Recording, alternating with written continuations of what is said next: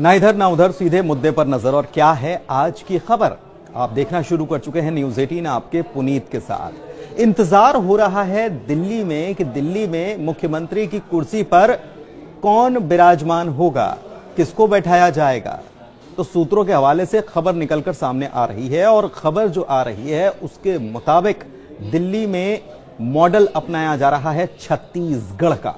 जी हां, बीजेपी दिल्ली में छत्तीसगढ़ का मॉडल अपना सकती है और इसके तहत एक मुख्यमंत्री और 2 उप मुख्यमंत्री बनाए जा सकते हैं। जो जानकारियां निकलकर सामने आ रही हैं, ऐसा हो सकता है जब छत्तीसगढ़ में जिस तरीके का मॉडल अपनाया गया या ओडिशा में या फिर मध्य प्रदेश में या फिर राजस्थान में जिस तरीके का चौंकाने वाला फैसला बीजेपी ने किया है, वैसा ही चौंकाने वाला फैसला दिल्ली में भी लिया जा सकता है। और जो सूत्रों के हवाले से खबर निकलकर सामने आ रही है उसके मुताबिक मुख्यमंत्री के तौर पर सरदार चेहरा नजर आ सकता है।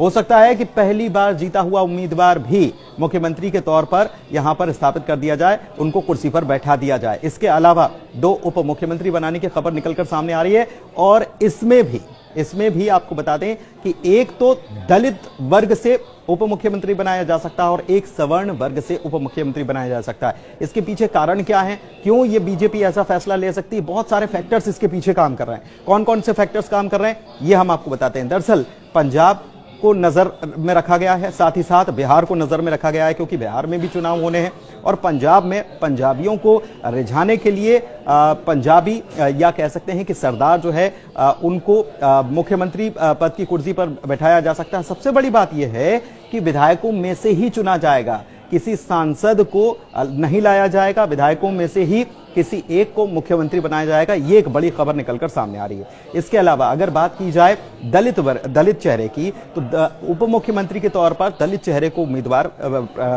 उप मुख्यमंत्री के तौर पर दलित चेहरे को यहां पर बिठाया जा सकता है। इसका कारण यह है कि बिहार को बीजेपी को साधना है। बिहार को बीजेपी कैसे साध रही है? दरअसल ओबीसी के तौर पर नीतीश कुमार तो चेहरा है ही और सवर्ण के तौर पर बीजेपी के पास चेहरा है, लेकिन दलित वोटर्स को साधने के लिए, क्योंकि ये ही वोटर्स जो हैं ये कांग्रेस या आरजेडी इनका जो गठबंधन है इसके साथ न जाएं, इसको साधने के लिए बीजेपी की तरफ से यह फैसला लिया जा सकता है, जो कि दिल्ली के लिए फैसला होगा लेकिन यह काम करेगा बिहार के लिए भी, बिहार चुनाव में भी काम करेगा। और इस लिहाज से एक चेहरा उप मुख्यमंत्री के तौर पर दलित का हो सकता है। दूसरी तरफ दिल्ली की जनता को भी खुश रखने के लिए यह खबर निकलकर सामने आ रही है कि एक सवर्ण चेहरा उप मुख्यमंत्री के तौर पर दिल्ली में और दिया जा सकता है। यानी कि फॉर्मूला आपको याद होगा, छत्तीसगढ़ में भी बीजेपी ने ऐसे ही चौंकाने वाला काम किया था। 2 उप मुख्यमंत्री बनाए गए और 1 मुख्यमंत्री बनाया गया। वहीं ओडिशा में भी ऐसा ही कुछ हुआ। इसके अलावा ओडिशा में तो जो जीत दर्ज की बीजेपी ने, अप्रत्याशित जीत थी और बीजेपी काफी उत्साहित थी और बीजेपी ने अचानक से ऐसा चेहरा वहां से निकालकर उन्होंने मुख्यमंत्री के तौर पर दिया जिसकी शायद किसी ने कल्पना नहीं की थी। लेकिन बीजेपी हमेशा से चौंकाने वाले फैसलों के लिए जानी जाती रही है और यही फैसला माना जा रहा है कि दिल्ली में भी लिया जा सकता है, चाहे वो 2 उप मुख्यमंत्रियों की बात हो, जो कि एक दलित के तौर पर हो सकता है और दूसरा दलित वर्ग से आ सकता है और दूसरा जो है वो सवर्ण उप मुख्यमंत्री बनाया जा सकता है और सरदार चेहरा हो सकता है कि उप मुख्यमंत्री के तौर पर उनको जगह यहां पर दी जाए, उनको बैठाया जाए। तो ये बड़ी खबर निकलकर सामने आ रही है और बहुत जल्दी इसको लेकर फैसला हो सकता है।